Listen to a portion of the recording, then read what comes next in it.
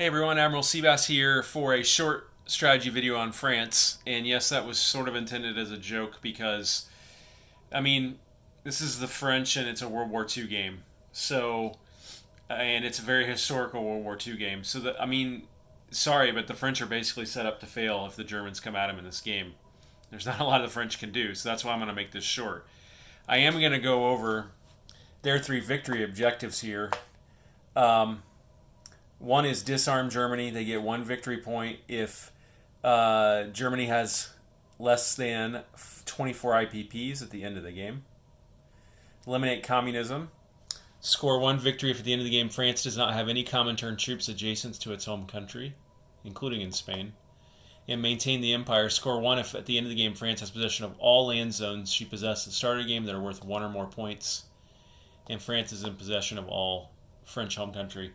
I mean, look, everyone, the reality is France can't do a lot about any of these. Again, if Germany sets its mind on taking out France, France is 99% sure to fall.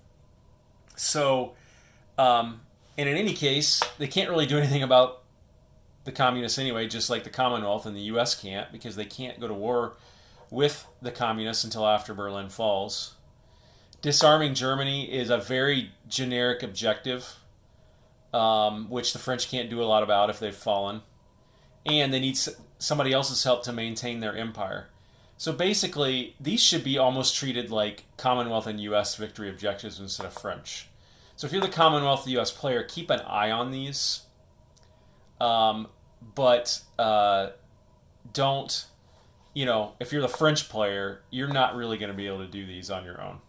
Now, there's one exception to that, and that is there was a really intriguing play that happened. Let me zoom back out here. Sorry about that.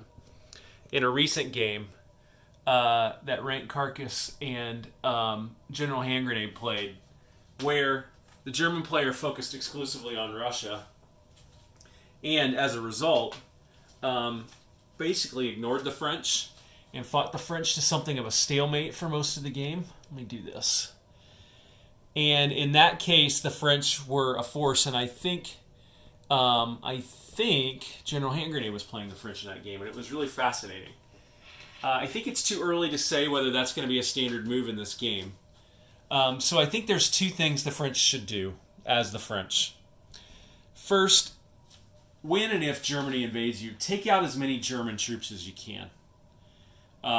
In order to let the Commonwealth and the U.S. at some point come back in here to France in a way where they can start to reclaim French territory.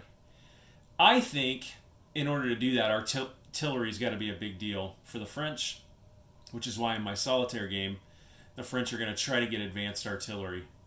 I think that's about the best you can do for a defense of France.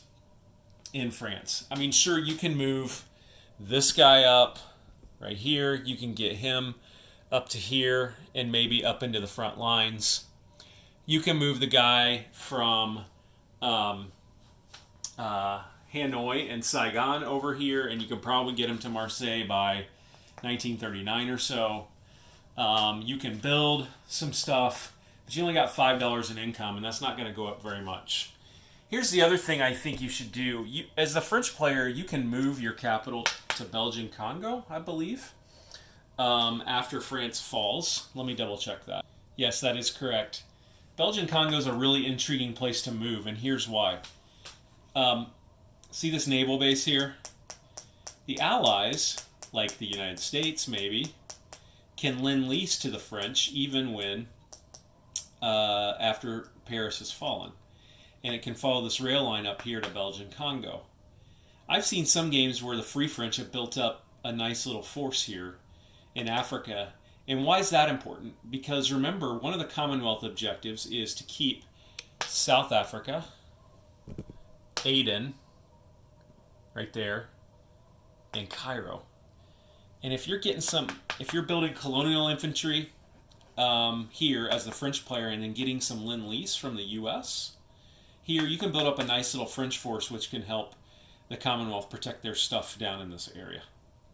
And part of that will depend, too, on what happens with Vichy France creation. But that's about it for France, honestly. I can't think of a lot else. I've never actually seen France defend itself in this game against a determined German attack. Now watch, that'll happen in my game. But take out as many German units as you can here. I think investing in artillery will help you do that. And then really strongly consider moving your capital down here to Belgian Congo and using this with American Lend-Lease help to build up a nice French force here, which can help out Great Britain on one of their key victory objectives. All right, that's it for France strategy. In my strategy series, this is Admiral Seabass signing off.